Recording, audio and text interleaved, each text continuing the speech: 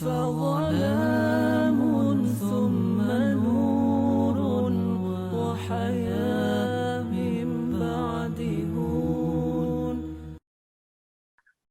Di sini pun saya ingin menyampaikan 5 tips, katakanlah ini semacam mentalitas para penghafal Al-Quran. Saya nggak berbicara tips secara teoritis, tapi tips yang saya maksudkan di sini adalah tips secara mentalitis. Yang pertama, saudaraku sekalian, persiapan pertama untuk menghafal Al-Quran adalah persiapan ikhlas.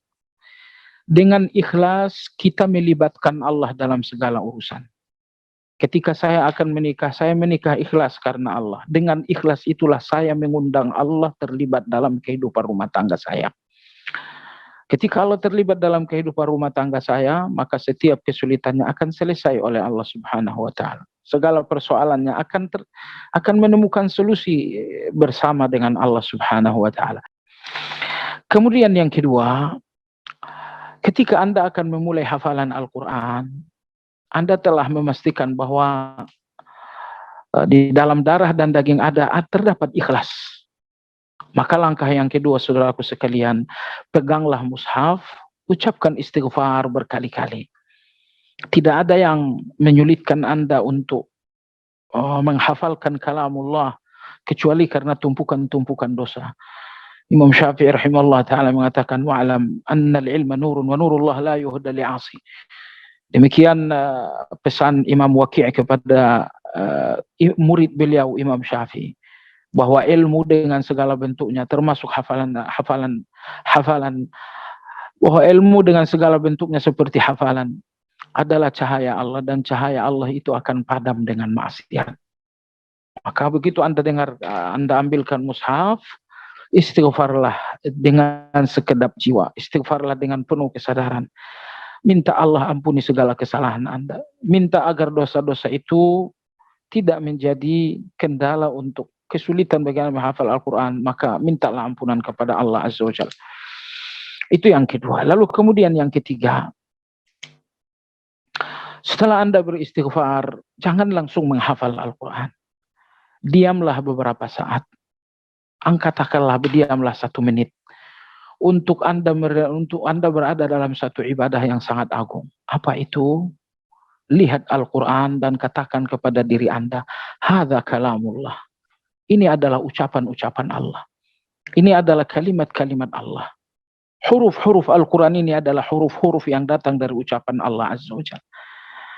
Jadi sebelum Anda menghafal, terlebih dahulu Anda sangat yakin bahwa apa yang Anda hafal itu adalah kalamullah. Bahwa apa yang Anda ucapkan itu, apa yang Anda hafalkan itu adalah firman-firman Allah Subhanahu wa taala.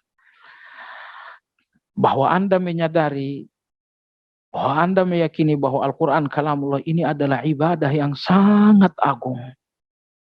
Dengan ibadah yang sangat agung itu kemudian Anda mulai menghafal Al-Quran. Lalu kemudian yang keempat, saudaraku sekalian yang saya hormati, yang keempat ini sangat penting. Apa itu? Al-ihtisabu ma'as-su'ubah.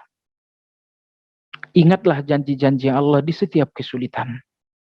Dalam hadis Nabi SAW bersabda, saya singkat saja.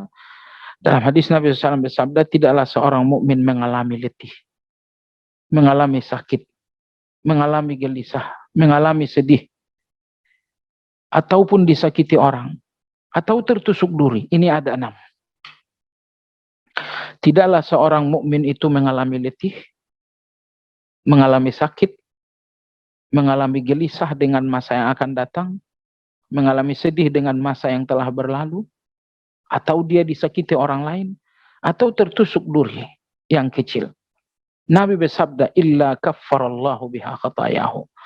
Melainkan ke-6 hal ini akan menjadi penyebab dosa-dosanya diampuni oleh Allah Azza wa Jalla. Ini, ingat hadis ini baik-baik. Karena begitu Anda capek membaca Al-Quran, ingat hadis ini. Aku capek, tapi capekku adalah ampunan dari Allah Azza wa Jalla. Kadang-kadang Anda gelisah menghafal Al-Quran, ini kok susah banget, ini kok susah banget.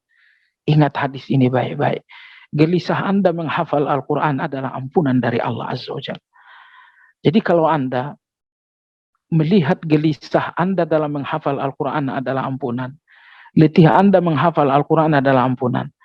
Berarti detik-detik Anda dengan Al-Quran adalah detik-detik ampunan yang sangat agung.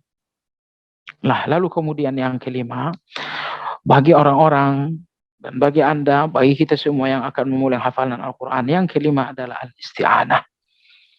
Jangan lupa minta pertolongan kepada Allah Azza wa Jalla. Ya, ketika Anda mulai menghafal atau ketika Anda menemukan kesulitan, minta pertolongan kepada Allah. Berhenti sebentar membaca Al-Quran, minta pertolongan kepada Allah.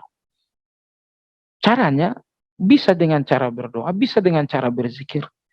Di antara zikir yang bisa Anda ucapkan untuk meminta pertolongan Allah dalam kesulitan tahfiz, misalnya Anda membacakan la haula wala quwwata illa billah, la haula wala quwwata illa billah, la haula wala quwwata illa billah.